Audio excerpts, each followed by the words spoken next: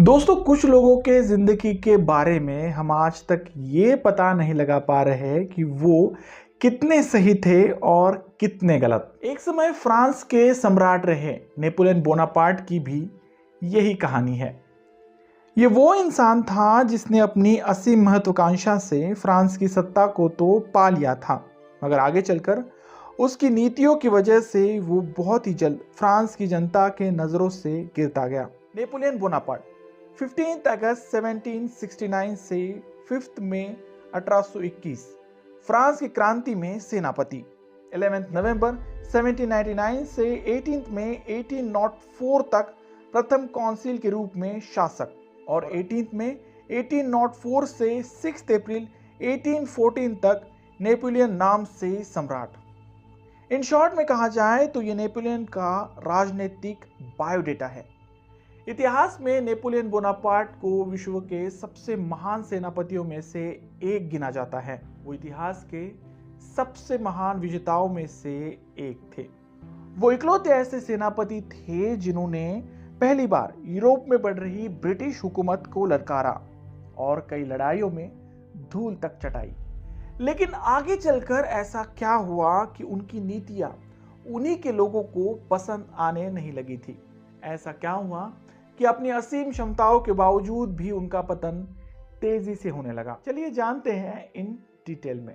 15 अगस्त 1769 ये वो तारीख थी जब नेपोलियन का जन्म फ्रांस के अजेसियो में हुआ। उनके पिता चार्ल्स बोनापार्ट फ्रेंच दरबार में कॉर्सिका का प्रतिनिधित्व करते थे। उस समय फ्रांस में एक क्रांति की लहर चल रही थी। ये वो क्रांति थी जिसने आगे चलकर फ्रांस में चलते आ रहे राजतंत्र को समाप्त कर दिया और एक डेमोक्रेटिक सरकार का गठन करवाया। कुछ वर्षों तक चार्ल्स बोनापार्ट भी इस क्रांति का हिस्सा रहे, मगर आगे चलकर अपने परिवार की रक्षा के लिए उन्होंने इस क्रांति से अपना मुंह मोड़ लिया। चार्ल्स ने अपने बेटे नेपोलियन का दाखिला ब्रीन की सैन्य अकादमी में करवाया। नेपोलियन ने वहां 1769 से लेकर 1784 तक पढ़ाई की। अपनी पढ़ाई पूरी करते ही नेपोलियन ने फ्रांस की सेना में सेकंड लेफ्टिनेंट के पद से अपने सैन्य सफर की शुरुआत की। फ्रांस की क्रांति 1789 में शुरू हुई और 3 सालों के अंदर ही वहां के क्रांतिकारियों ने राजतंत्र को उखाड़ फेंका और एक नए गणराज्य व्यवस्था का निर्माण कराया। इस क्रांति के बाद सत्ता में आई सरकार अलग अलग यूरोपीय देशों के साथ समझौता या फिर लड़ाइयों में लगी रही। यह समय था 1796 का, जब नेपोलियन ने एक कमांडर के तौर पर फ्रांस की सेना की कमान संभाली। उन्होंने अपने पहले सैन्य अभियान में ऑस्ट्रिया को हराया, जहां एक संधि के साथ ऑस्ट्रिया का बहुत सा इलाका फ्रांस के अधीन आ गया। नेपोलियन के इस अद्वितीय कार्य को देख फ्रांस के 5 डायरेक्टर्स ने उन्हें इंग्लैंड पर हमला करने की पेशकश की, क्योंकि इंग्लैंड उस वक्त यूरोप का सबसे शक्तिशाली देश था। ऐसे में फ्रांस ये कभी नहीं चाहता था कि उसके रहते इंग्लैंड को और भी बड़ा होते हुए देखा जाए। नेपोलियन हमेशा से ही अपनी रणनीतियों पर चलने वाले सेनापति थे। उनके हिसाब से अगर इंग्लैंड को चोट पहुंचानी है तो उसे प्रत्यक्ष नहीं बल्कि अप्रत्यक्ष तरीके से हराना होगा। इंग्लैंड एक व्यापारी ताकत थी। ऐसे में अगर उसके व्यापारी रास्ते को खत्म करने के लिए मिस्र पर हमला करना नेपोलियन की दृष्टि से महत्वपूर्ण था, जिसकी बदौलत जुलाई 1798 में पिरामिड्स की लड़ाई में नेपोलियन की सेना ने मिस्र के शासक मामलुक्स पर भारी जीत हासिल की। हालांकि अगस्त 1789 में नील नदी की लड़ाई में ब्रिटिशर्स ने फ्रांस के लगभग सभी जहाजों को जल समाधि दे डाली थी। बावजूद इसके वे नेपोलियन की सेना को ज्यादा चोट नहीं पहुंचा पाए। नेपोलियन बस यहीं पर नहीं रुके। 1799 की शुरुआत से ही उन्होंने ऑटोमन एम्पायर शासित सीरिया को अपने कब्जे में कर लिया था। यही वो दौर था जब फ्रांस में फिर से राजनीतिक अस्थिरता के आसार दिखाई देने लगे। चालाक नेपोलियन ने तुरंत इस बात का फायदा उठाने के लिए अपनी सेना को मिस्र में ही छोड़कर फ्रांस का रुख किया। नवंबर 1799 में फ्रांस सरकार का तख्ता पलट हो गया। इस तख्ता पलट में नेपोलियन विरोधी गुट का हिस्सा थे। फ्रांस की डेमोक्रेटिक सिस्टम ने अपनी सरकार को 3 सदस्यों वाली कमेटी में बदला, जिसमें एक सदस्य थे नेपोलियन बोनापार्ट। यही वो समय था जब पहली बार नेपोलियन ने फ्रांस की राजनीति में प्रवेश किया, जो आगे चलकर उन्हें वहां का सम्राट बनाने वाला था। खैर 1800 में हुए मेरेगो की लड़ाई में नेपोलियन की सेना ने फ्रांस के सबसे बड़े दुश्मन ऑस्ट्रिया को हरा दिया और उन्हें इटली से बाहर का रास्ता दिखाया। इस जीत ने फर्स्ट काउंसिल के रूप में नेपोलियन की शक्ति को और भी मजबूती मिली। नेपोलियन ने फ्रांस में स्थिरता कायम करने के लिए कई क्रांतिकारी फैसले लिए। गवर्नमेंट सेंट्रलाइजेशन, बैंकिंग और एजुकेशन सेक्टर्स में सुधार इनमें से सबसे अहम थे। उनकी सबसे महत्वपूर्ण उपलब्धियों में से एक थी नेपोलियन संहिता, जिसने फ्रांस की कानून व्यवस्था को और भी मजबूत बनाया। आज भी यह संहिता फ्रांस की नागरिकी कानून की नींव बनी हुई है।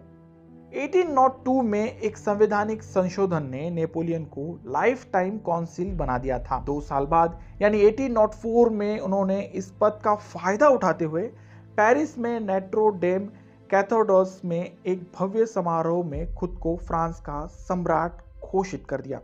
यही से शुरू होती है नेपोलियन के जीवन की वो कहानी जो इन्हें फ्रांस का करता धरता बनाती है। एक सम्राट के तौर पर नेपोलियन अपने सैन्य अभियान की शुरुआत 1810 में करते हैं। 1810 में रूस महाद्वीप व्यवस्था से हट गया था। जवाबी कार्रवाई में नेपोलियन ने 1812 की गर्मियों में रूस पर एक विशाल सेना के साथ हमला किया। एक रणनीति के तहत रूस की सेना फ्रांसीसियों से बचते हुए पीछे हटती जा रही थी। हालांकि इस चाल का पता नेपोलियन को नहीं था। ऐसे में उन्होंने अपनी सेना को रूस में गहराई में घुसने के आदेश दिए। सितंबर में हुई बेरेडोनियो की निर्णायक लड़ाई में दोनों पक्षों को भारी नुकसान का सामना करना पड़ा। नेपोलियन की सेना रूस की राजधानी वाले शहर मॉस्को तक तो पहुंच चुकी थी, मगर पता चला कि उस शहर को पूर्ण रूप से खाली कर दिया था। यही नहीं बल्कि पीछे हटने वाले रूसी सैनिकों ने शहर को आग लगा दी ताकि फ्रांसीसी सेना को किसी भी किस्म की मदद ना मिले। रूस की इस रणनीति की वजह से फ्रांस की सेना में भारी मात्रा में भूखमरी फैलने लगी। साथ ही साथ बढ़ती सर्दी और थकान की वजह से नेपोलियन बोनापार्ट को सब कुछ छोड़कर वापस अपने वतन फ्रांस लौटना पड़ा। इस विनाशकारी वापसी में नेपोलियन ने लगभग 5 लाख से भी ज्यादा सैनिकों को खोया था। नेपोलियन की इस हार ने फ्रांस की जनता के बीच उनकी छवि एक लूजर की बना दी थी। ऐसे में 6 अप्रैल 1814 को मजबूरन नेपोलियन को अपना सिंहासन छोड़ना पड़ा। एक संधि के तहत उन्हें इटली के तट से दूर भूमध्य सागर के एक द्वीप एल्बा में रखा गया, मगर हालातों से डर जाए वो सम्राट कैसा। 26 नवंबर 1815 को 1 साल से भी कम समय में नेपोलियन एल्बा से भाग निकले और अपने 1000 समर्थकों के साथ फ्रांस पहुंचे। फ्रांस की जनता जो नेपोलियन के जाने के बाद उनके नए राजा लुई द 18 से परेशान थी, नेपोलियन के आ जाने से हरकत में आई। उन्होंने पूरे उत्साह से नेपोलियन का स्वागत किया। लुईस द 18 ने वक्त की नज़ाकत को ध्यान में रखते हुए फ्रांस से भाग जाना ही उचित समझा, जिसके बाद साफ तौर पर फ्रांस की पूरी सत्ता नेपोलियन के हाथ में फिर से चली गई। नेपोलियन के फिर से राजा बनने के बाद ऑस्ट्रिया, ब्रिटेन, पर्शिया और रशिया एक गठबंधन में बन गए। मकसद था किसी भी तरह नेपोलियन को फ्रांस की गद्दी से फिर से हटाना। नेपोलियन ने भी दुश्मनों की रणनीति को ध्यान में रखते हुए अपनी सेना को एकजुट करना शुरू कर दिया। जून 1815 में उनकी सेना ने बेल्जियम पर आक्रमण किया, जहां ब्रिटिशर्स और पर्शिया की सेनाएं तैनात थी। 16 जून में हुए ग्लिनी की लड़ाई में नेपोलियन की सेना ने पर्शिया की सेना को भी मुंह तोड़ जवाब दिया, मगर 2 दिन बाद यानी 18 जून को ब्रुसेल के पास वाटरलू की लड़ाई में पर्शिया की सहायता से अंग्रेजों द्वारा फ्रांस की सेना को कुचल दिया गया। वाटरलू की लड़ाई नेपोलियन के जीवन की आखिरी लड़ाई साबित हुई, क्योंकि इस लड़ाई में हुए हार की वजह से उन्हें फिर से फ्रांस के सिंहासन पद से नीचे उतरना पड़ा। अक्टूबर 1815 में ब्रिटेन द्वारा नेपोलियन को साउथ अंटार्कटिका में मौजूद ब्रिटेन अधिकृत द्वीप सेंट हेलेना में निर्वासित कर दिया गया। इसी अवस्था में 5 मई 1821 में 51 साल की उम्र में ही उनकी मौत हो गई। कई इतिहासकार नेपोलियन की मौत की वजह पेट का कैंसर बताते हैं। अपनी मौत के बाद भी नेपोलियन को अपनी सरजमी फ्रांस का दीदार नहीं हुआ। उन्हें अंटार्कटिका में ही ब्रिटेन की सरकार द्वारा दफनाया गया। अब जानते हैं उन वजह को जो इनकी असफलता के कारण बने। नेपोलियन का मन असीम महत्वाकांक्षा से भरा हुआ था। जैसे जैसे युद्धों में उनकी सेना की विजय होती, नेपोलियन की महत्वाकांक्षा भी बढ़ती जाती। यदि वे थोड़े से ही संतुष्ट हो जाते तो शायद उनका यह हष्ट कभी नहीं होता। उनके चरित्र की सबसे बड़ी दुर्बलता ये थी कि वे कभी भी समझौते पर विश्वास नहीं करते। इसी के बदौलत उन्होंने अपने आसपास कई दुश्मनों को पैदा कर लिया था।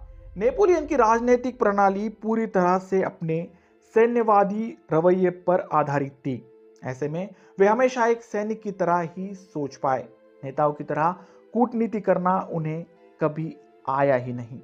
इन्हीं सभी कारणों की वजह से नेपोलियन को अपने देश और जान से हाथ धोना पड़ा, वरना फ्रांस का इतिहास कुछ और ही होता। तो आप इनके बारे में क्या सोचते हैं, कमेंट बॉक्स में जरूर लिखें। अब जाते जाते एक आसान सा सवाल। दोस्तों, भारत के एक सुल्तान ने अपने राज्य को अंग्रेजों से बचाने के लिए नेपोलियन की मदद मांगी थी। उस वक्त नेपोलियन मिस्र की लड़ाई में व्यस्त थे। ऐसे में हालात ऐसे बनते गए कि चाहते हुए भी नेपोलियन उस सुल्तान की मदद करने के लिए भारत नहीं आ सके। ऐसे में मेरा आपसे सवाल यह है कि नेपोलियन से मदद मांगने वाले उस सुल्तान का नाम क्या था? आपका जवाब कमेंट बॉक्स में जरूर लिखें। वीडियो अच्छे लगे तो प्लीज इसे लाइक कर अपने दोस्तों में शेयर करना ना भूलें। और हाँ, आपको अगर मेरा काम वाकई में अच्छा लगता है तो प्लीज चैनल को सब्सक्राइब कर देना। मिलते हैं अगले वीडियो में ऐसे किसी इंटरेस्टिंग और हिस्टोरिकल टॉपिक को लेकर। तब तक के लिए धन्यवाद।